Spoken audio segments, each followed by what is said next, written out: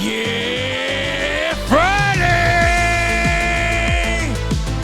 Welcome to the Ranting Weight Watcher podcast, the future #1 weight loss podcast in the world. I am your host, Donato Russo. I hope you enjoy the show today. If this is your first time here and you enjoy the show, please like, share, comment, and subscribe. If the podcast app you're listening on allows you to rate the show, please leave a 4-star or 5-star rating. Any rating is greatly appreciated. This is episode 96. We're not going to hold anything back. Let's get into this. Journey updates. All right, guys, we are down 0.6 this week. For the month of June, we are down a total of 4.6 pounds. Pounds lost total since January 2019 is 150.8 pounds. Pounds remaining to get to milestone 175 is 24.2 pounds. Pounds remaining to get to milestone 200, 49.2 pounds. It's been a great month, man. The month of June, you know, it's just, you can't ask for better than this. You cannot ask for better than this. I've been spending a lot of time reflecting since I hit the 150 milestone. Reflecting on so many things. Where I came from, where I'm going. I mean, just literally every little aspect, all of the little details that ever went on in my journey. I've been thinking about all of it. Almost constantly thinking about, how did I get to this point? How did I get to create such wonderful success in my life? And then I thought about what caused all of this. What caused the problem to begin with? And I think about sometimes when it comes to my family's health, when it comes to the family, the history, the health history of my family, it doesn't look too good. We have diabetes, we have high blood pressure, congestive heart failure, Parkinson's. The list is pretty deep. So many of the things I feel like can be controlled. A lot of them. And so it got me thinking. When they talk about hereditary conditions all the time, is this just another way they have figured out? Now, don't get me wrong. I understand that there actually are hereditary conditions. But of the things we can control, of those things, are they really hereditary? How many of the things that we say are hereditary are actually hereditary?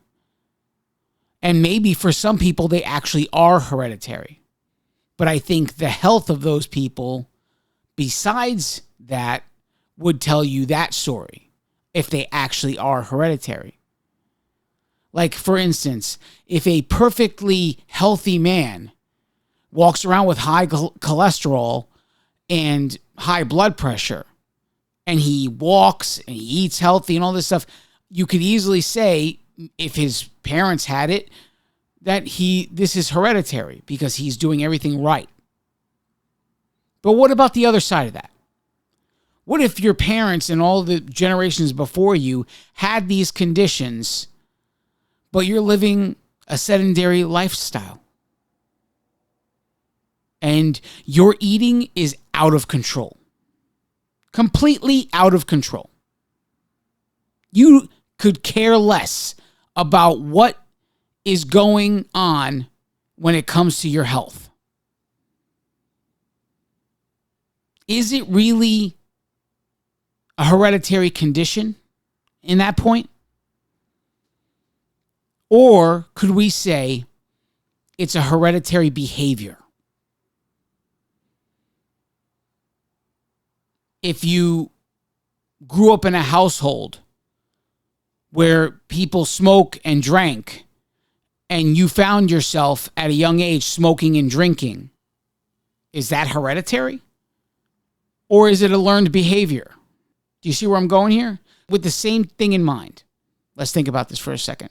If eating habits are learned behavior, if you sit with your family and your family thinks it's perfectly normal to have late night snacks and make so many unhealthy choices and have it just be a normal part of life on a normal day-by-day basis. No portion control. I mean, the list is endless. How many things can you think of that would be considered an unhealthy way of living with regards to eating? And if you grew up in a household that all of these things were happening, when it came time to have your own household that you were in charge of, would you say that the behavior then could be considered hereditary? Could it be that you learned this behavior and now you can call the behavior hereditary rather than the conditions that come with it? I mean, if your parents had high cholesterol or diabetes or high blood pressure and all of these things, and all they needed to do was manage their lifestyle, and they never did. And now here you are with the same learned behavior, eating the same way, living the same sedentary lifestyle as you were brought up with, now experiencing the same exact health problems. Would this be a hereditary condition, or would this be hereditary behavior? Let's get in deep here. Let's really think about this. If it's something that can be controlled, and I'm not even talking about control with medication. I'm talking about if you would just change your lifestyle and you could control the problems you have. And maybe if you had to be on medication for a little while, but your lifestyle got so good that you wouldn't need it and you're choosing not to, what is it? Is it really hereditary, the condition? Or is the behavior hereditary? You know, when I set out to start this whole thing, I'm 40 years old and everything is building up. It's coming to the end of the year, right? So my birthday's in January. Let's say from September going forward, things started to snowball that I wanted to get some things, health. I started to have some health issues and I was starting to get sick and tired. My health starts to sit on my mind almost constantly. So we're talking about September 2018, okay? 40 years old.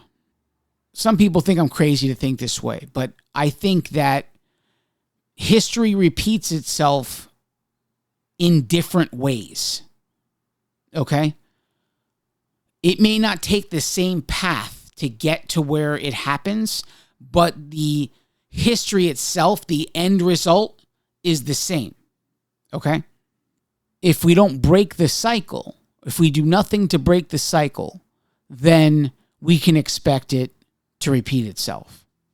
I can draw so many parallels between my father's life and my life. I mean, to the point, I could draw them so detailed that to the point where I can show you a picture of my stomach and you would see a long scar going down the middle of my stomach. And if I had a picture of my father's stomach, I could show you he had the same scar going down the very center of his stomach. Now, him and I had very different reasons for having this scar. Very different reasons. I'm not going to really get into the reasons, but we both had it. My father lived a very fast lifestyle. I mean, fast money, all kinds of things. I don't live the same lifestyle, but the same eating habits were all there. there at my, well, not exactly my heaviest. I would say I was exactly the same size as my father at some points in my life. On my way up to 460, at some point, I mean, I definitely got bigger than my father. But at some point, I was the exact same size as my father was. I was the exact same height as my father was. So now you add this weird parallel of the scar being there. I mean, can you see where I'm getting at here? Where history repeats itself just in different ways, just different pathways of getting there. My father, I mean, I've told this story before, but it's all in context with what I'm getting to here. I promise you it's important. My father died at 44. So if I'm drawing all these parallels and I'm seeing that my behavior when it comes to my health isn't much different than my father's was at the time. I started to think about this in 2018, leading up to the new year, leading up to the holiday season and everything like that. And it got worse and worse and worse, and almost to the point where it was constantly on my mind, obsessive about it. This was also the time where I was given the option to get a revision surgery. So for all of those who don't know, if you're new here, I had gastric bypass surgery in 2004. By 2005, I went from 460 pounds to 277 pounds. I then wasted the next 15 years of my life going from 277 back to 396. That was when I said enough was enough, when I hit 396. Or I should say, I hit 403 in my house. But a week later, I walked into Weight Watchers and I was 396. So my official start weight with Weight Watchers is 396. But what got me moving was stepping on the scale in my home and being 403 the week before. But anyway, as we're leading up to this point, there's this surgeon that I met in Florida was talking about revision surgeries and how people are getting the gastric bypass surgery and then coming in basically for a tune-up. We redo it and you go back on your way. It's like you're day one all over again. They just had to check some integrity of the original pouch that was created and see what they can do. So I went as far as getting I guess they call it ultrasound with contrast, or you got to drink this white milky stuff and then you go through a machine. It's something with contrast. I forget the name of it. But anyway, so I go there. I told you how I went back to the therapist. I had to go to a psychologist to get a psychiatric evaluation, and to see, just the same way as anybody who's pursuing weight loss surgery has to do. And all I kept thinking was, weight loss surgery didn't fix me the first time. Because yes, it prevented me from eating. And yes, I lost weight because it prevented me from eating. But I did not change my behavior. What I put in my mouth never changed. How often I put it in my mouth did change. Because my stomach got smaller, I could not eat the amount of food. So I just ate smaller amounts of food more frequently. That did change. That was the one behavior change I did make. So essentially, anybody who has had weight loss surgery can manipulate a situation by eating smaller amounts of food more frequently.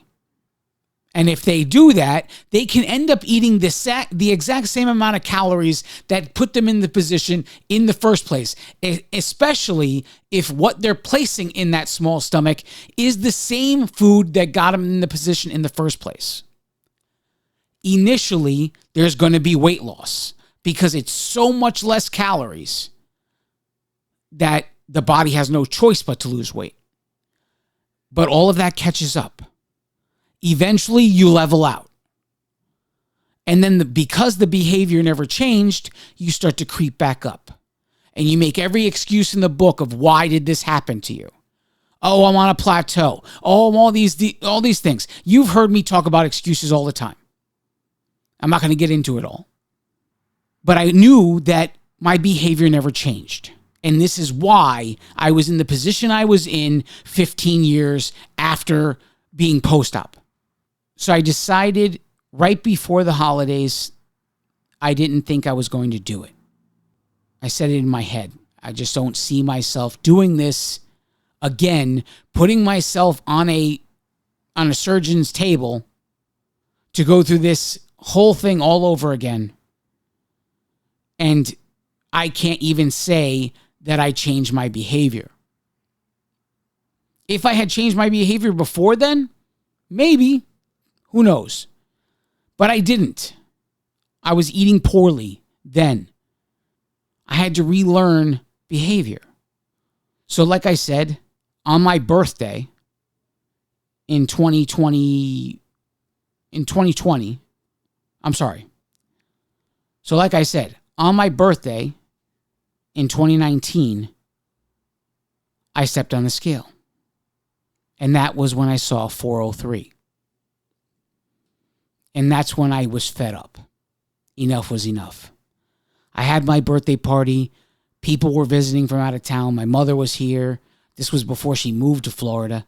So she was here celebrating. They went home after that. And I said to my wife, we got to start. We got to go back to Weight Watchers or something. We started checking around. What could we do? Keto, all the different things that were available at the time. And I was curious about keto. You hear people losing tremendous amounts of weight very quickly. And so we did our research and consulted with a few doctors. At that time, the doctor told us that he thought the best path was Weight Watchers. And then I quickly found out that my job pays for the membership of Weight Watchers 11 months of the year and does it for every member that is under the subscriber's plan. So me and my wife go to Weight Watchers, and it's on my company for 11 of the 12 months of the year. We pay for 1 month out of the year. So really no excuses existed anymore. Now back to my why. 44 years old now. This is the year. All of the parallels exist. So my father died at 44. And my entire why consists of two different things. To make it to 45 and to live long enough that some stranger is not walking my daughter down the aisle when it comes time for her to get married. To not miss all of the wonderful things that having a kid is supposed to bring you. That's my why. That's why I keep doing this. That's why I fight. That's why I am forging a new path. We're going to take a break. We'll be right back.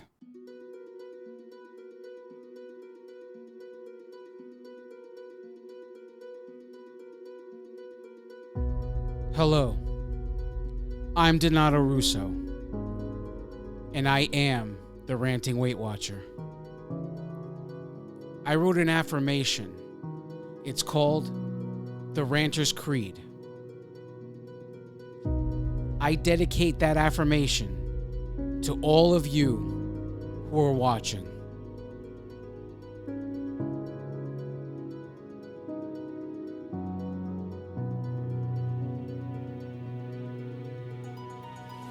Nothing can stand in your way because you are an unstoppable force.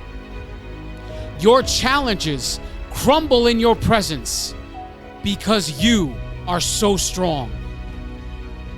Your insecurities no longer have power over your life because you are so confident. Your mistakes are your choices, and you are okay with this because you are so intelligent. The mirror and the scale no longer haunt you because you are so beautiful. You can face any circumstance with unwavering support because you are so loved. The demons of your past can no longer torment you because you love yourself. All things are possible as long as you believe, because God is on your side. You will achieve all of your goals, not if, but when, because you have no boundaries. You are the champion of your story because you do whatever it takes to win. No one can take what you've done away from you because you are the author and the hero of your story. Arise, champion. The victory is yours.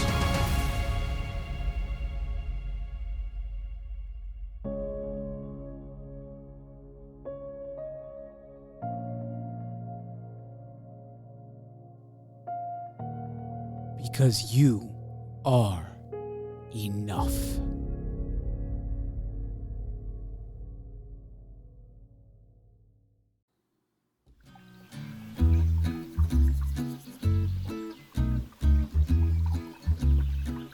And now it's time for Random Facts You Didn't Know You Needed to Know with the Ranting Weight Watcher.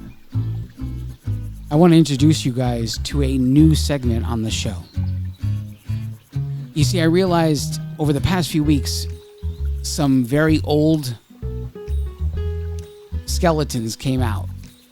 Some deep-seated fears of reading aloud from 4th grade came back into my life. So I decided what better way than to do what I always tell you guys to do. Get comfortable being uncomfortable. So I decided to make my fight with this fear part of the podcast. But I need your help. This segment is called Random Facts You Didn't Know You Needed to Know. And there is nothing off the table here. It doesn't have to have anything to do with weight loss. It's just random, fun stuff. It could be funny. It could be random, just random facts about life. I don't care. You know the one thing I do care about it? It's got to be clean. Don't send me some stuff and have me read it on the air, because listen, I'm not going to open this until it's time to read it. That's my promise to you. I will never open it until it's time to read it. And I will not edit any of the footage so we can truly gauge if I'm improving or not. I will read it on the fly. I will not open the file until it's time. And I want you guys to send these things by email. therantingweightwatcher@gmail.com.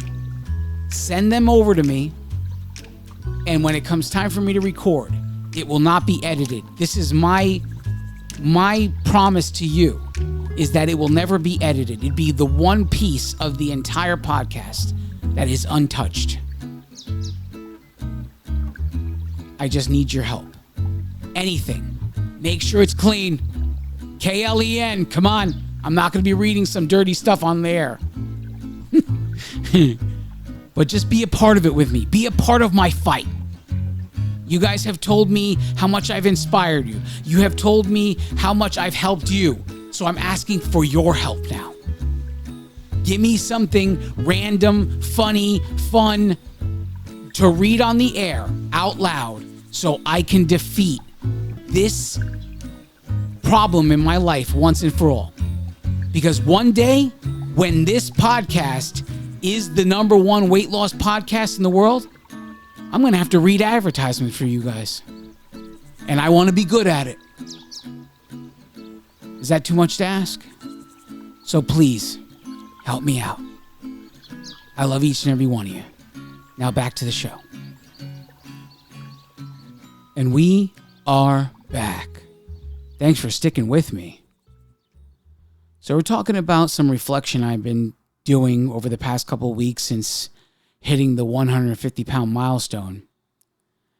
And I was in the Consistency Challenge group today on Facebook, and I was looking at some of the member posts during one of my work breaks, and I came across one from a member named Joan. And she writes, and I had to share this with you guys because it ties so perfectly into where I want to go with this podcast. She titled her post, Top 10 Things That Happened When I Discovered and Started Listening to the Ranting Weight Watcher podcast.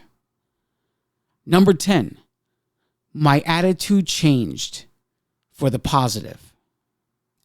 Number 9, I suddenly felt empowered by the Ranter's Creed. Number 8, I felt challenged to improve myself and my state. Number 7, I began to evaluate my situation and a way forward.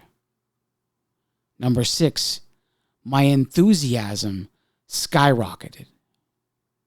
Number 5, I was introduced to the concept of consistency in WW and joined the RWW Consistency Challenge group and made my first declaration. It felt scary and good. Number 4, I changed my personal commitment for the long haul, especially seeing how success has played for Donato. Number 3, I listened to old episodes of the Ranting Weight Watcher on my way to work every day and enjoyed the feeling that it left me with. Number 2, it finally got me to stop, write down my goals and all the steps that needed to be done to get there. Again, scary, and the long haul thing. Number 1, weight loss. Well, first I want to congratulate you, Joan, for taking all of these steps to benefit your life and your lifestyle. Because sometimes the simplest answer to something is never what people think of first. And something as simple as doing whatever the fundamentals are of a particular system and doing them with consistency, people just don't grasp that. They think there has to be something more than that. They think that there has to be some magic formula. Oh, what are you eating? And I want to eat the same things you're eating. No, it doesn't work that way. If you eat the same things I'm eating, you might quit tomorrow. Listen, she got it. She did what it took. And now she's starting to find success. And if she keeps it going, she will only find more. In a few weeks from now, we have the 2-year anniversary of the Ranting Weight Watcher podcast. And this post today from Joan inspired me to reopen the phone lines. So they're open again. And I invite you, so this is not a phone that I will pick up. This is a phone line for the show, and it's connected to a virtual answering machine in which audio files will come to my email of your voice message. And I encourage you, if this show has touched you in any way, if it has inspired you, if it has made your life better, whatever it has done for you, if you feel moved to tell what this show has done for you, I invite you to call the show and to leave a voicemail, because on the 2-year anniversary, I would love to play your voicemails throughout the show. Now, the phone number to the show is 505-652-RANT. That's 505-652-7268. Please call. Tell us on voicemail what the show has, how the show has helped you and inspired you. And I'll play it on the 2-year anniversary episode, and we'll celebrate together 2 years of the Ranting Weight Watcher and 2 years of bettering our health. You know, I never knew the impact of all of this in my life. I never knew what any of this would cause. I never knew just how far this would go. The ripple effect of this, how far it would go. I never knew how big this could ever be, this journey to a healthy life. You know, I never fit in anywhere my entire life. I never, ever found, I had friends. In school, I had plenty of friends. But I just wasn't part of anything. If I was present when they all decided to go and do something, I was invited. Yeah, Don, come along. But if I wasn't present, no one ever thought, hey, we got to make sure Don comes. It just wasn't there. Either I was there and a part of it, or I wasn't and not a part of it. And my entire life went this way. I didn't really have a place where I belonged anywhere. Anywhere I went in life, I felt like a square peg going into a round hole. Everywhere, my entire life. I used to joke and say, I'm the pebble in the pond. I make ripples wherever I go.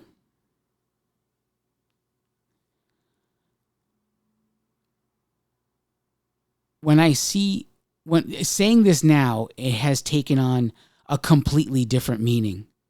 When you receive wonderful comments like Joan and all of the other emails I receive and text messages I receive, whether they're on Instagram or Facebook, that people send me, they are amazing things to receive. I never once realized that even the people I'm not expecting to be listening are listening. Now, some of you have already seen this, and I'm trying to improve the audio quality of this thing. And if I can get it nice and improved, I will add it to the show, and you'll get to hear it firsthand. But my daughter, she wrote a speech for me for Father's Day. And in that moment, I felt so amazingly proud of what she had done. I mean, the words she was using, people would joke and say I wrote it, and I was making her read it. and it's amazing what they absorb, what they hear you say, and you think they're not listening. You're like, nah, whatever. I'm not getting through to them. But it's not true. This journey is so big. It's affecting people across the world, number one, with this podcast. To know that it affected in my home and reached the ears of my daughter at 9 years old, almost 10, I can't even begin to tell you how that feels. But I'm going to play the speech for you right now. And here it goes. My daughter's Father's Day speech. Dad, you love me every day, no cost to me. Except Dad text full of hugs and kisses to give. You are fun, you are caring, and you make me feel like sharing.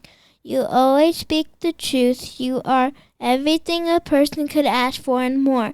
You are beyond words. No words can describe how great you are. I could never top the unconditional love you give me every day, but I try my best. The person I am standing here today is because of the unconditional and tender love and care you have shown me every day of my life.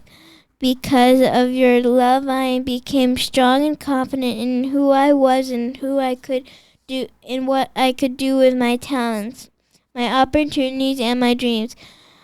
You have shown me through your actions how a person could be strong and resilient, but have the tenderness of heart to be kind, patient, gentle, and truthful to those he or she loves.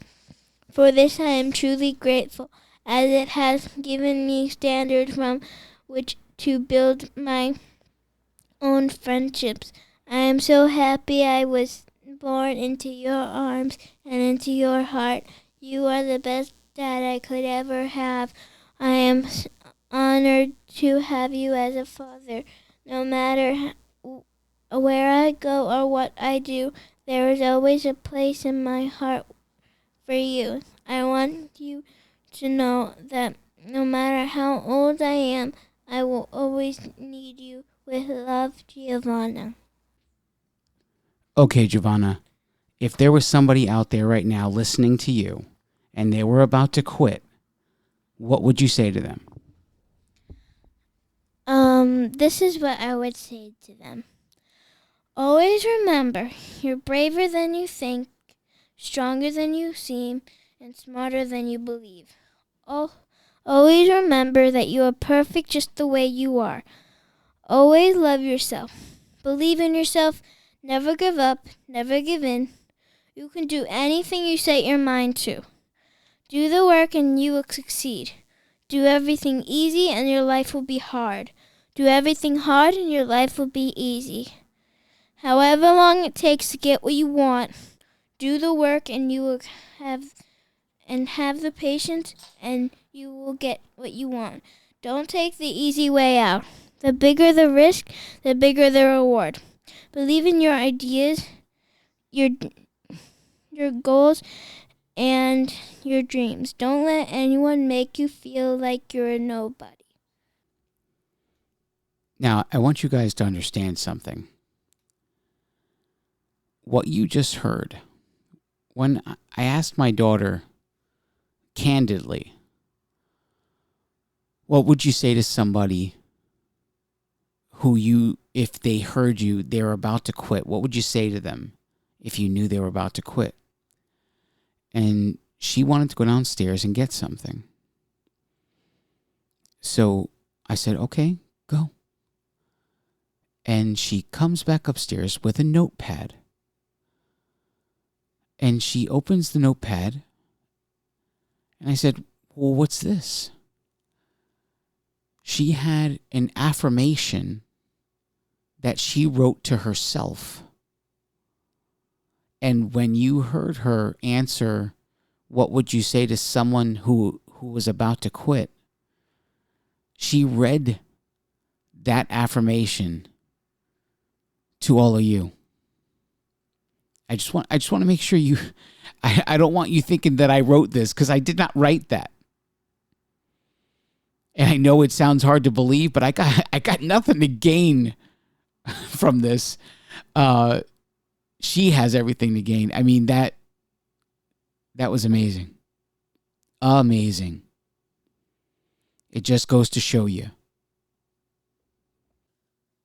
Earlier in this episode, I had said that when I set out to do all this, I had no idea just how big this would all become. And when I think about it, it's only just beginning. And the crazy part is, all of you listening to the sound of my voice right now, this show, everything, it's just the icing on the cake. Even the success I have found in pursuit of a healthy lifestyle isn't the miracle that is the biggest part of all this.